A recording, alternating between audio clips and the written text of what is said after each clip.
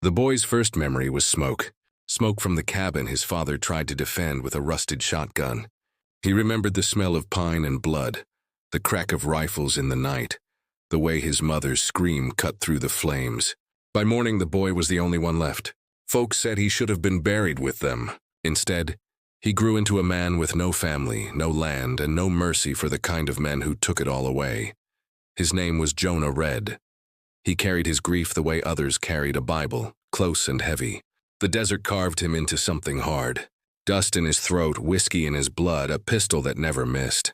He wasn't the fastest hand in the West, but he was the deadliest when it counted. He rode from town to town, chasing coin, chasing shadows, chasing the memory of a home he could never rebuild.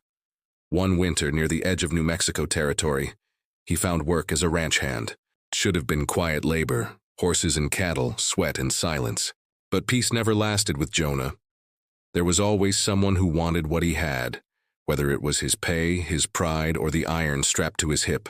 And each time, someone ended up bleeding in the dirt. Still, under the calloused skin and scarred knuckles, Jonah kept something alive. A belief buried deep that maybe one day he could stop running. Maybe one day he'd find a place that felt like home again. But the West was a cruel teacher, and it never gave without taking more in return. That lesson came hard one night when Jonah stepped into a saloon in Silver Bend. The air smelled of whiskey and gun oil, the piano out of tune. He only wanted a drink to forget the ranch dust on his skin. But fate had other plans. In the corner sat a woman with fire in her eyes and lies on her tongue. She would be the one to drag Jonah Red into the bloodiest fight of his life. The saloon doors creaked like old bones when Jonah pushed them open. Smoke hung thick in the air, curling above poker tables and whiskey glasses. The piano man played a song so broken it sounded more like a funeral hymn than music. Every head turned when Jonah walked in. Not because he was the meanest-looking man in Silver Bend, but because strangers were always trouble in towns like this. He kept his hat low, his boots slow, and his hand never far from the Colt on his hip. He just wanted one drink, maybe two, then the road again. But the desert had a way of dragging him into storms he didn't choose. Tonight was no different. She was sitting in the far corner, back straight, eyes burning like lantern light in the dark.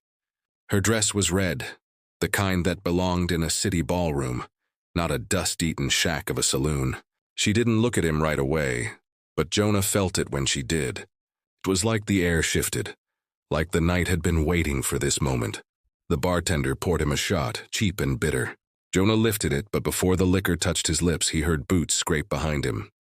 3 men, shadows in the mirror behind the bar. Their eyes were on him, but not with curiosity, with hunger. "You're sitting in the wrong place, Drifter," the tallest one said. His teeth were yellow, his hand heavy on the pistol at his belt. Jonah didn't answer. He never wasted words on fools. He set the glass down untouched and turned slowly, measuring distance, timing, and the room. The woman in red watched without blinking. The tall man spat, then reached for his gun. But Jonah's Colt spoke first. A single crack split the music, and the tall man crumpled like a sack of grain. His 2 friends froze, faces pale, hands shaking. Jonah didn't fire again. He didn't need to. They dragged their dead man out into the street, cursing his name, swearing vengeance before the sun rose again. The saloon went silent. Only the woman moved. She stood calm as a preacher at a graveside and walked toward Jonah. Her voice was low, smooth as velvet, but sharp enough to cut. "You just bought yourself 100 enemies, mister. And maybe a friend." Jonah looked into her eyes and saw a storm he couldn't walk away from. He should have.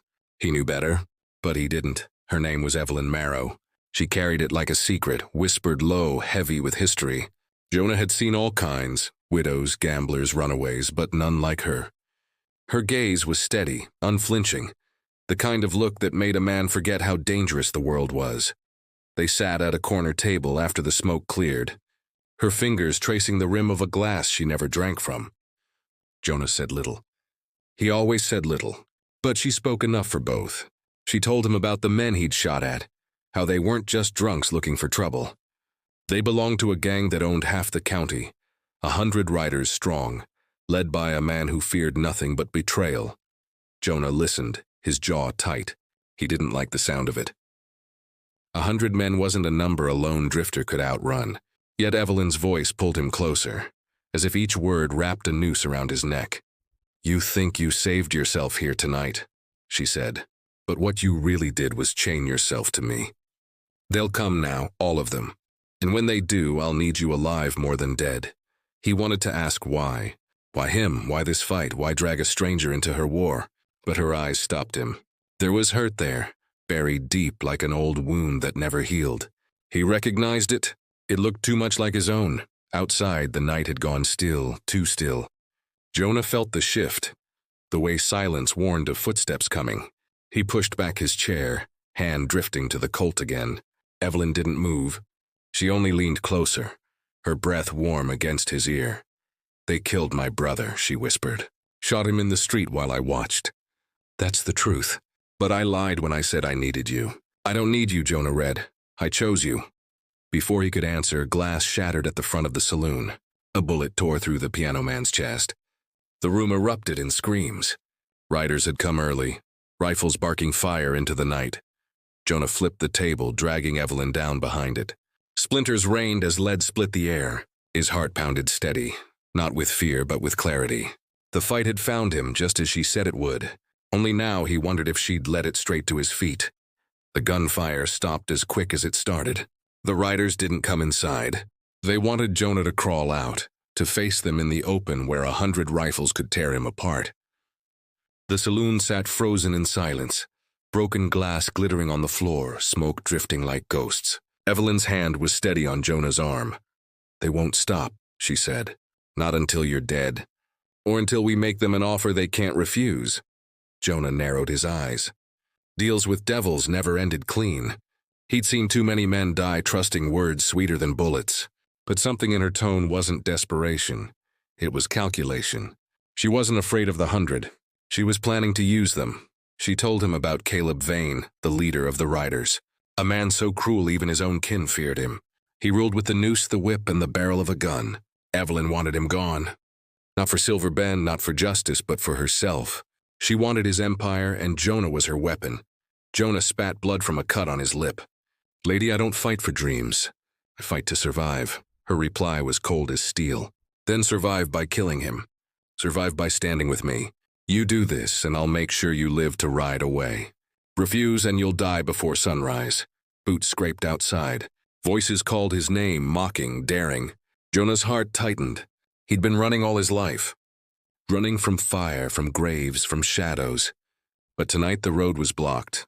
Tonight the only way forward was through blood. He loaded the Colt slowly, each click ringing louder than the shouts outside.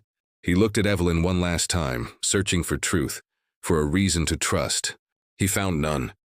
But he found something else, fury. The kind that had burned since his childhood cabin burned down. The kind that begged for release. "All right," he said. "I'll play your game. But when this is done, you tell me everything. No more lies." Evelyn's lips curved into a smile, but her eyes stayed dark. "Agreed." Jonah pushed through the saloon doors into the night. A dozen rifles glinted in the torchlight, the rest hidden in the dark. He lifted his chin, fearless. "Tell Vane," he shouted. "If he wants me, he'll have to bring every last man he owns." The riders laughed, cruel and sharp. But beneath the laughter was unease. Jonah Red had just written his fate in dust and blood, and the desert would hold him to it. The first shots at sundown sounded like somebody ripping the last thread from a rope. Jonah felt them in his chest before he heard them with his ears. The sky was bruised purple and orange. Dust rose in waves off the street where horses stamped and snorted. The saloon's broken windows flashed light like a funeral lantern. He moved without thinking because he had always moved before thinking. Survival came first. Lead tasted of iron and fear. The first rifle cracked a foot from his head and threw grit into his hair. Jonah smelled cordite and hot leather. He smelled old wood and fresh blood. Men shouted outside. Men swore like storms. Evelyn was at his back, steady as a shadow, her hand cold against his spine. He watched the door for an opening and watched the windows for rifles. Every second stretched long as a tumbleweed. The gunmen wanted him in the street. That was the point. They wanted him exposed, a target under a sky full of bullets. Jonah knew this. He also knew the width of his Colt, the way wood fit his palm. and the angle he needed to make a shot count. He leaned, he aimed, and he let his rifle sing once. One man dropped, another threw himself behind a crate. The rest laughed and cursed and kept firing. That laugh was trouble wrapped in leather. He moved like a ghost across the floor, boots silent on splinters, scent of whiskey and fear following him. A piano key popped under the weight of a dropped body. Jonah felt the hot press of someone's breath and smelled the copper of blood on his own lips. He had killed before with less thought, but this night felt different. The stakes tasted higher, bitter and personal. He thought of the cabin and the smoke. He thought of what he'd lost. He thought of Evelyn's eyes and the way she had chosen him. A bullet tore through the saloon door and hit the bar. Glass exploded in the rain. The piano man screamed once, a short high sound, and then it stopped. Jonah answered with 2 quick shots and felt no joy. Killing never brought warmth, only a colder shade of quiet.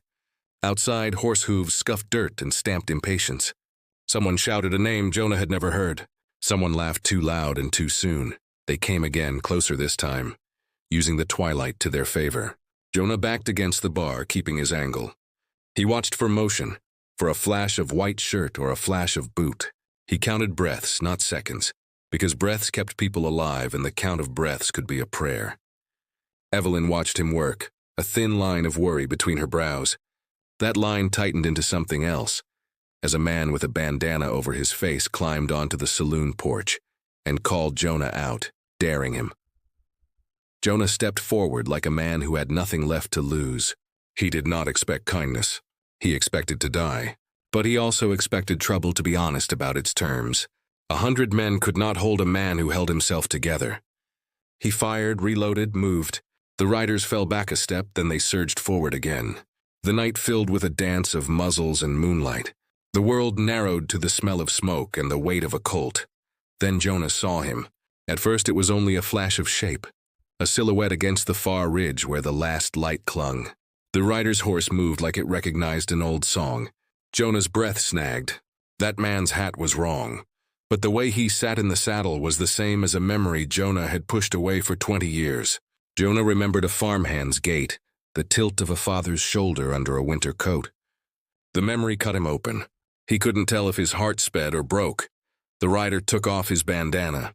Jonah's mind felt the way the desert felt before a storm. Charged, alive, dangerous. The face beneath the bandana was older, lines dug into cheeks like riverbeds. But the eyes were the same as the boy who had once run through a pine lot with a stick for a gun. Jonah had been sure that boy was dead. He had buried him in his head a dozen times. Now the same eyes met him and held. The name on Jonah's tongue died before it could form. Shock was a slow thing inside Jonah. He could recoil or he could fight. He chose to do both at once. A rifle cracked and a chunk of the saloon wall splintered. Jonah's hand moved out of habit to the place where a childhood memory lived.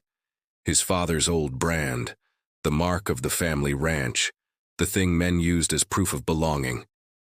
He saw that same brand on the rider's leather coat, half hidden by gunpowder and dust. The world narrowed into a hard, bright pinprick of meaning. The rider's voice carried across the open. Jonah! The name hit like a tether. It was soft and strange and full of things Jonah had not prepared to hear. Around them, men paused, uncertain whether the battle had become something else, something deeper. Jonah's jaw clenched. The fight was no longer just for Evelyn's revenge. It was tied now to his past, to the flames he'd escaped. The tide had shifted under his feet. Jonah's hand found the Colt, and his thumb brushed the worn place on the grip where a man kept promises. He felt something like betrayal bloom in his chest. The rider was a ghost from a life Jonah had tried to leave. The desert had folded that ghost back into the present. He had to choose what to do with a man who wore his own history like a mask. The choice came with a cost he could not yet see.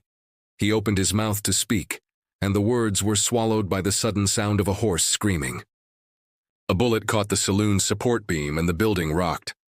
Dust flooded the room like sand falling through cupped hands. Jonah looked at Evelyn and saw her face change. A flicker of something that was not fear, but calculation. The thought hit him hard and unwanted. Maybe she hadn't only chosen him. Maybe she had chosen this, and this chosen thing had legs of its own. The battle outside had become a test of loyalties he hadn't signed up to take. The town of Silver Bend slept under a blood-red moon. The saloon stood half-ruined, its walls chewed up by bullets, windows boarded with broken tables. Jonah sat alone at a corner, cold heavy in his lap, every nerve tight as a drawn bowstring. He hadn't spoken since sundown. He hadn't needed to. The silence between him and Evelyn said more than words could. Outside, the riders camped in the hills. Fires burned in a ring, their shadows long on the rocks. 100 men waiting for dawn to smoke him out. Jonah knew they were patient. He also knew patience was a blade, and every passing hour cut him thinner. Evelyn broke the silence. Her voice was low, careful, like a gambler afraid of showing her hand too soon. "There's a way out," she said. "Not for the town. Not for them. For us." Jonah's eyes lifted. He didn't like the word us. He didn't trust it. But she leaned forward anyway, her hand brushing his. "I can get you past their camp. I can get you clear. But only if you do what I say." He stared at her, searching for truth in her face. What he found was harder than lies. It was hunger. Not the hunger of a starving woman, but of someone who wanted power so badly it burned her clean through. Before he could answer, the back door creaked. Jonah spun, Colt raised. A man stepped into the lamplight, gun low, eyes sharp. It was the rider he'd seen at sundown, the one whose face carried the past Jonah thought dead. The one who had spoken his name. "Jonah," the man said again, softer this time. "It's me, Elias, your brother." The name hit like a hammer. Jonah's breath caught. He saw a boy in ashes, a boy swallowed by the same fire that took their family. He saw a ghost given flesh. But before he could step closer, Evelyn's hand gripped his arm, nails digging hard. "She's lying to you," Elias said, pointing at Evelyn. "She's been feeding vain information for months. She's the reason the riders knew where you'd be. She brought you here to bleed for her war." Evelyn's lips curled, not in fear but in fury. "He's twisting it. Don't you see? They'll say anything to turn you against me." Jonah's chest felt split. The room spun with gunpowder ghosts. 2 voices pulled him in opposite directions. One from the woman who had chosen him, one from the brother he thought long buried. The desert seemed to hold its breath, waiting for him to draw first. Then from outside, a horn blew. The riders were coming down from the hills, their torches snaking toward the town like fire on water. Dawn had come early, carried on hooves and hate. Jonah holstered his gun, his choice not yet made. But he knew one thing. Betrayal was already in the room with him, and by sunrise someone at that table would be dead. The town fell behind like a grave swallowed by dust. Jonah rode hard, the desert wind clawing at his face. Evelyn pressed against his back in the saddle. Behind them, Silver Bend burned. The riders had poured in at dawn, torches lighting the streets, gunfire cracking like thunder. Jonah had cut a path through the chaos, Elias at his side for a breath, then gone again, swallowed by smoke and shouting. Now the desert stretched endless, cruel as ever. The sun climbed, bright and merciless. Heat shimmered off the ground, turning the horizon into a mirage. Jonah's horse labored under the pace, foam streaking its neck, but he didn't slow. He knew the riders would be coming, a dust storm of hooves behind them. Evelyn clung tight, but her silence gnawed at him more than her words ever had. He didn't trust her, not after Elias's warning. Yet he couldn't let her go either. She was the only thread leading him toward Caleb Vane. And Vane was the kind of man Jonah couldn't leave breathing. The land was all bones, jagged mesas, dry gulches, the stench of something dead carried on the wind. Jonah tasted salt on his lips. His throat burned. Each mile cut deeper into him, wearing down muscle, spirit, resolve. Still he pressed forward. He had run his whole life. Running was all he knew. But this ride wasn't an escape. It was a pursuit, even if he didn't yet admit it. When the sun hit its peak, Evelyn finally spoke. Her voice was hoarse, cracked by dust. "There's a place ahead. A canyon, narrow, hidden. We can make our stand there." Jonah didn't answer. He only thought of Elias, of the way his brother's eyes had carried both truth and sorrow. If Elias lived, then the past Jonah buried was clawing its way back, dragging every ghost with it. And if Evelyn had lied, then Jonah wasn't just riding toward a canyon. He was riding into a trap. By late afternoon, the desert itself turned against them. Heat waves blurred their sight. The wind rose, sharp with grit, stinging skin like 1,000 tiny knives. The sky darkened with storm clouds that promised no rain, only lightning and fire. Jonah pulled his hat low, his hand firm on the reins, Evelyn's weight shifting with every jolt of the horse. Then he saw it. The canyon yawned before them, a scar cut deep into the earth, its walls rising red and jagged, a place fit for ambush or for graves. Evelyn pointed, her voice urgent. There, we can lose them inside. Jonah slowed the horse, his gut twisted. The canyon wasn't salvation. It was the kind of place where men vanished, their bones left for buzzards. He knew it, but the thunder of hooves behind them left no choice. Dust rose on the horizon. The riders were coming, 100 strong, the ground trembling under their charge. Jonah gritted his teeth. He could ride into the canyon and gamble his life on shadows, or turn and face 100 under the open sky. Neither path promised survival, but survival wasn't the point anymore. He felt the fire of old wounds burn hot in his chest. This was about reckoning. He spurred the horse forward. The canyon swallowed them in shadow. The sound of riders grew louder, echoing off the stone walls. Evelyn's hand clutched his arm, her voice fierce. This is where you make your stand, Jonah read. Not for me, not for Silverbend, for yourself. And in that moment, Jonah knew she was right. But he also knew she hadn't told him everything. He could feel the weight of her secrets pressing heavier than the desert sun. Somewhere behind them, Elias was still alive. And somewhere ahead, so was Caleb Vane. The canyon would decide which man Jonah belonged to, his brother or his enemy. The canyon roared with the sound of pursuit. Hooves struck the earth like war drums echoing off the red stone walls.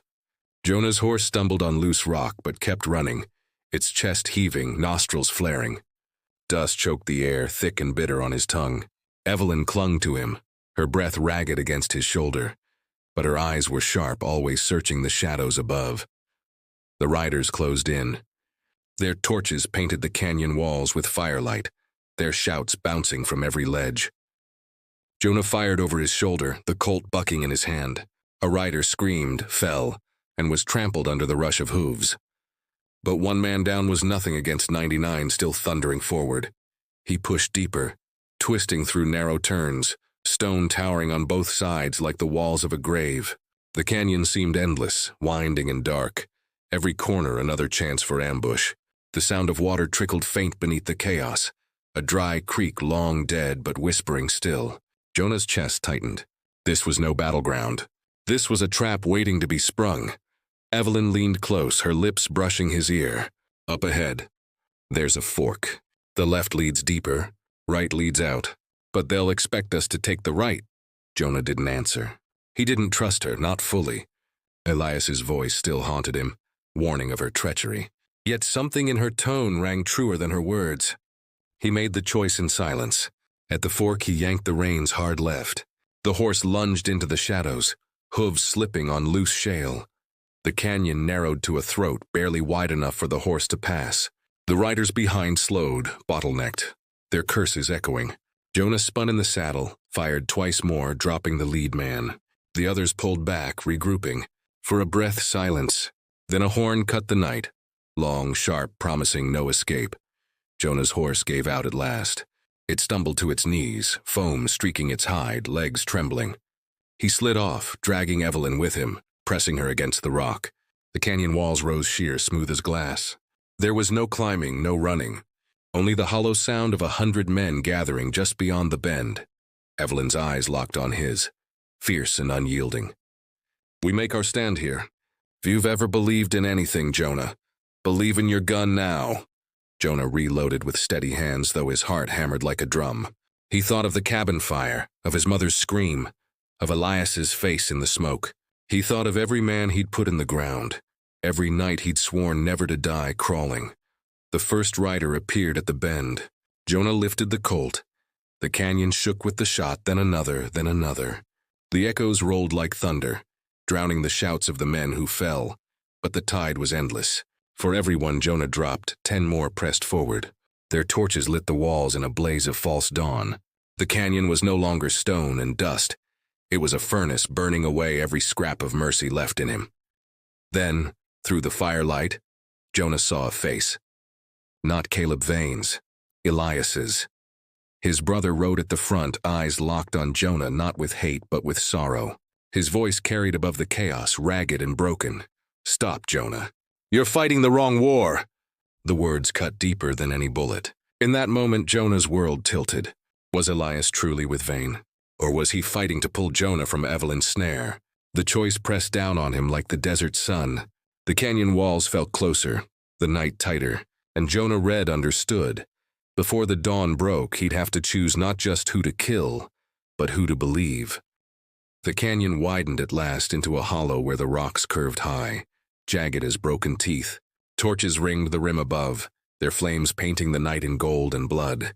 Jonah stood in the center with Evelyn at his side, Colt heavy in his hand, rifle strapped across his back. The riders fanned out, 100 strong, shadows stretching long, rifles gleaming. They had him penned in, a lone wolf cornered beneath the weight of the hunt. At their front sat Caleb Vane, broad in the saddle, his beard thick and black, his eyes cold as a desert night. He didn't speak at first. He just looked at Jonah, studied him like a man weighing how much blood a soul could spill. Then his voice cut through the canyon, deep and sure. "You've cost me good men, Drifter. You've cost me a coin. But most of all, you've cost me trust. And I don't forgive that debt." Jonah said nothing. Words meant little to men like Vane. Steel and lead were the only language they understood. But Evelyn stepped forward, her voice sharp as broken glass. "It's over, Vane. This ends tonight." Vane's laugh boomed off the stone. "So it's true then? I own blood turned traitor." Jonah stiffened. The words cracked like a whip. He turned to Evelyn, searching her face. She didn't deny it. She only lifted her chin, eyes blazing. "I was never yours," she spat. "Not your pawn, not your possession. You built your empire on my brother's grave. Tonight it burns with you." Vane's smile faded into something colder. He raised a hand and rifles leveled from every side. Jonah's pulse pounded. He felt the weight of betrayal settle heavy on his chest. Evelyn had chosen him, yes, but only as a weapon. She had led him here, not to escape, but to destroy Vane. And then, through the firelight, Elias rode forward. His face was hard, but his eyes carried something softer. He dismounted slow, hands empty, voice steady. "Jonah, listen to me. You've been used. Evelyn's not what she seems. She doesn't fight for freedom. She fights for the throne." The canyon trembled with tension. Torches hissed in the wind. Jonah's finger tightened on the trigger, caught between brother and betrayer, enemy and ally. His whole life had been running, but now the desert had him cornered, demanding he choose.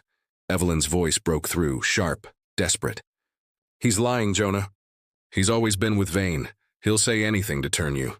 But I chose you. Remember that, I chose you." Elias stepped closer, his shadow long on the sand. "Think, Jonah, look at her. She's been steering you from the start. Every shot you fired, every man you killed, it wasn't survival.